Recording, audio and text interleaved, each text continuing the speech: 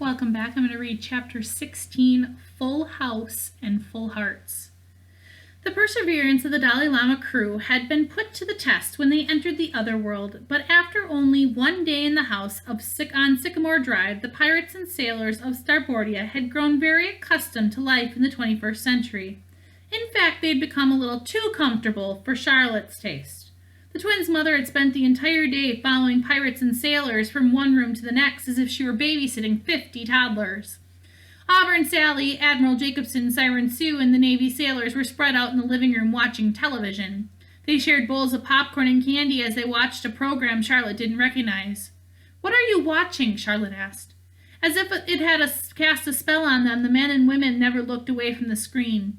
"A very wealthy family with two very frivolous problems," the Auburn Sally said. "It's hard to tell who the parents are because they all act like spoiled children. And for whatever reason, we can't stop watching it," Admiral Jacobson said. Suddenly, they all jumped at the sound of a blender. Charlotte ran into the kitchen to see what the others had gotten into. She found Too Much Rum Rhonda pouring a red slushy liquid into mugs for herself, Not So Jolly Joan, Catfish Kate, and High Tide Tabitha. "Can I help you with something, ladies?" Charlotte asked. "We couldn't be better," Too Much Rum Rhonda said. "I've recently discovered how to create a marvelous concoction called a strawberry daiquiri. It's a delicious and cold drink that's so sweet you can't even taste the rum. It's the nectar of the gods, I tell you. Would you like one?" "No, thank you," Charlotte said. Not So Jolly Joan, Catfish Kate, and High Tide Tabitha quickly slurped down their frozen drinks and then held their heads in pain. "You've poisoned us," Not So Jolly Joan yelled. "My head's going to explode," Catfish Kate shouted. "Quick, put us out of our misery," High Tide Tabitha said. She tried to hand Charlotte her rifle. "Ladies, relax," Charlotte said. "You're having a brain freeze. It's what happens when you drink cold beverages too fast. Pace yourselves and it'll go away." A clump of red slush fell and splattered across the counter. Connor looked up and saw the kitchen ceiling was covered in strawberry daiquiri. "What's all that?" she asked. "Sorry, that was my first round," Too Much Rum Rhonda said. "It took me a couple tries before I mastered the pitcher of spinning blades." Before Charlotte had a chance to clean up the mess, she was distracted by a giant splash that came from the second story. She looked up the stairs and dashed into her and Bob's bathroom. Winking Wendy and Fish Lip Lucy were taking a bubble bath in Charlotte's tub, fully clothed. Stinky Feet Phoebe was sitting on the tank of the toilet with her feet in the bowl. She flushed the toilet and sighed with relief as the rushing water gave her a foot massage. All three pirates had clearly gone through Charlotte's things because they wore green beauty masks and were reading romance novels. "Hello, Charlotte," Stinky Feet Phoebe said. "You blokes certainly know how to live. This is by far my favorite invention of the future." She patted the side of the toilet happily and flushed it again. Charlotte took a deep breath and slowly let it out. A headache was forming right between her eyes. "That's not what the toilet's for, Phoebe," Charlotte said. Stinky Feet Phoebe was shocked. "Then what is its purpose?" "Human waste," Charlotte said. The pirate immediately removed her feet from the toilet bowl and wiped them with a hand towel. "Then what's the bucket in the corner with the pedal that opens the lid?" Fish Lips Lucy said. "That's the trash can," Charlotte said. Winking Wendy and Fish Lip Lucy's faces filled with guilt. "I wouldn't look inside if I were you," Winking Wendy said. Before Charlotte could reprimand the women in her bathroom, she caught sight of something out of the corner of her eye. She stepped into her bedroom and saw that the comforter on her bed had been replaced with a large black flag with the skull of a llama on it. Charlotte rushed to the bedroom window and looked at the pirate ship in the backyard. Big Booty Bertha was hoisting a lavender bedspread above the Dalai Lama like a new flag. The twins' mother hurried downstairs and ran into the backyard. "Bertha, that's my comforter!" Charlotte shouted. "Do you like it?" Big Booty Bertha asked. "I thought the ship could use a little color. Don't get me wrong, I like our old flag, but this flag says, yes, we're pirates, but we're also in touch with our femininity." Clink, clink. As soon as Charlotte took her first step to climb aboard the ship, she heard the strange sound coming from the side yard. Clink, clink. She inspected the noise and found Pancake Face Patty playing darts with her nicest silverware. "Stop that," Charlotte said, and quickly gathered the utensils. "This is my great-grandmother's silver. It's a family heirloom." "And fine taste she had," Pancake Face Patty said. "They're very easy to throw. Your great-grandmother must have been quite a bandit."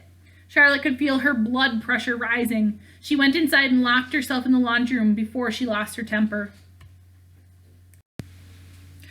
The racket throughout the house was blocked by the sound of the dryer.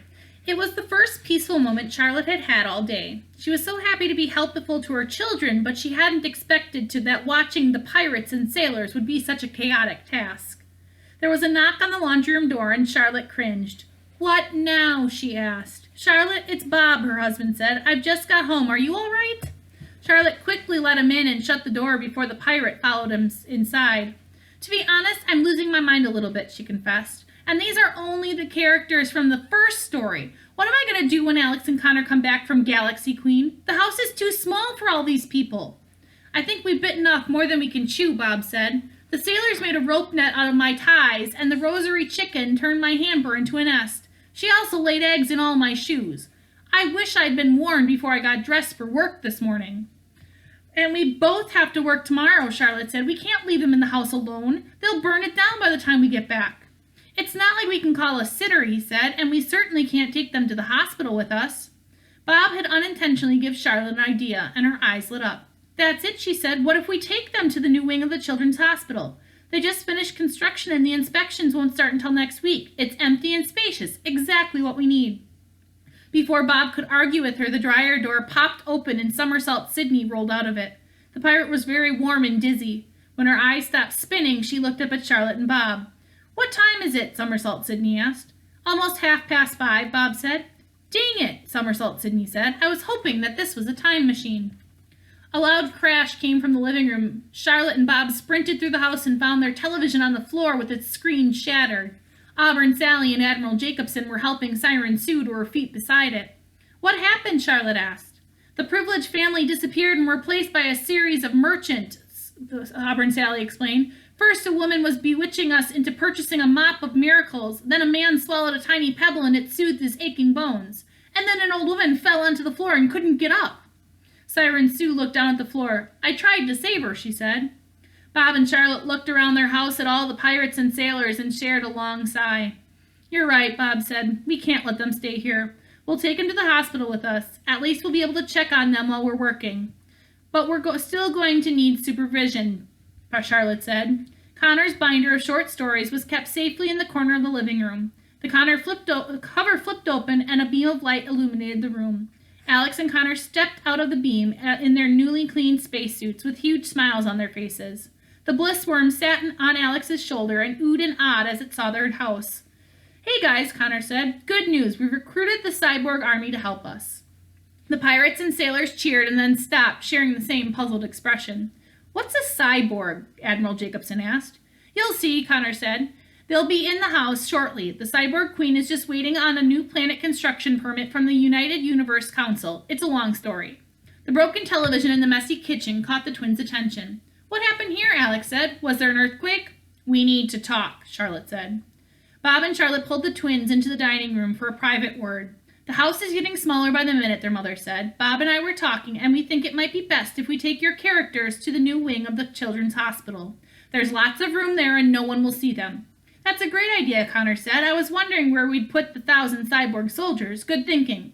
"Which brings us to our next concern," Bob said. "We need help taking care of all these characters. Your mother and I can only do so much. Is there anyone you know who can help us supervise?" The bliss worm raised its hand, confident that it was the worm for the job. The twins looked at each other and thought of possible candidates.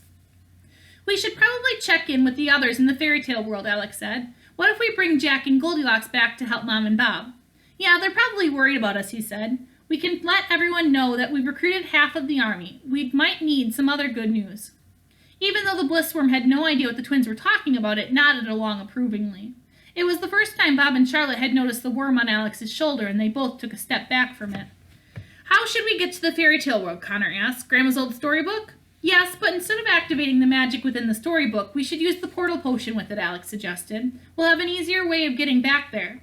Charlotte and Bob listened to Alex and Connor like they were speaking another language. But if the twins were satisfied with this plan, so were they. "Where is Grandma's old storybook anyway?" Connor asked.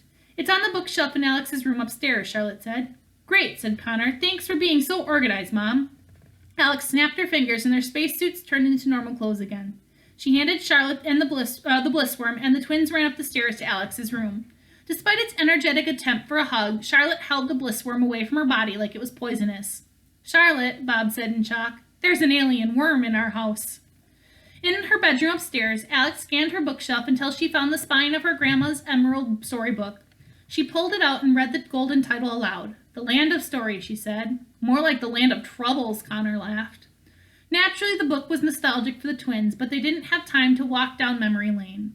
Connor pulled the storybook on the floor, removed the flask from his backpack, and poured 3 drops of the portal potion onto the pages. They lit up as another bright beam of light shined out of the book.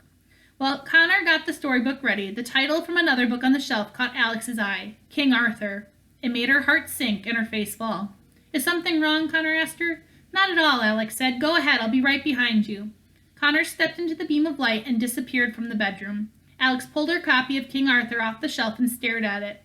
The image on the cover was of an old, weary king seated at the head of a round table. He had bags under his eyes, a long graying beard, and a mind full of troubles. It made her laugh because the Arthur she knew couldn't have been more different. Alex wondered what Arthur was doing at that very moment. She wondered if he thought about her as much as she thought about him, if he missed her as much as she missed him, and if he longed to be with her as much as she longed to be with him. Even though it was entirely her choice to leave him in his own world, not a single day went by that she didn't think of him and wonder if she had made the right decision. Oddly, just holding the book made Alex feel closer to Arthur, as if he were on the other end of an open telephone line. She stuffed the book into her backpack, stepped inside the beam of light, and followed her brother into the Land of Stories. I'm going to stop the chapter there. I'll be back to read the second half of the chapter in the next video. I'll see you guys then.